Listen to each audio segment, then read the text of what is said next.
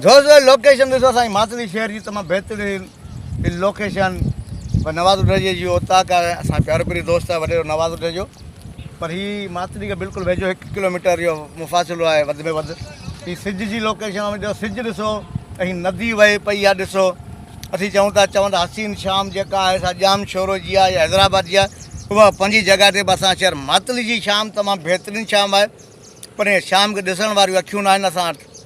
पर असीं अगरि निकिरूं हिन शहर जो सराउंड असां राउंड लॻायूं त माशाल्लाह मातली तमामु बहितरीनु शहर आहे। बहितरीनु हवा लॻे पई बहितरीनु त बाग़ बाग़ीचा ही केलनि जा बाग़ बीठा आहिनि ओड़ा लीमुनि जा बाग़ बीठा आहिनि अंबनि जा बाग़ मातली में खजनि जा बाग़ बि आहिनि। पर मातली शहर तमामु बहितरीनु शहर आहे असांजो हसीन शहर आहे मातली जो। हीअ जेका गुनी वहे पई जंहिं ते वॾी शाइरी थियल आहे मातली जी गुनी ते हे बकरियूं चारे पियो हीअ आलम आहे नंढिड़ो ॾिसो त बकरियूं पियो चारे।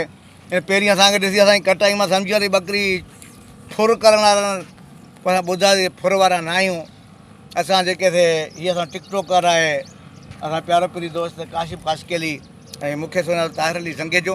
पर असांजी बाक़ाइदगी सां को दौरे ते निकिता आहियूं घुमणु निकितासीं भई शाम जो नज़ारो असांखे ॾाढो वणी वियो त असां सोचियो छो न हिते हिकिड़ी वीडियो ठाहियूं दोस्तनि खे बि ॾेखारियूं असां शहर मातली के जन्नत का घटि न आहे।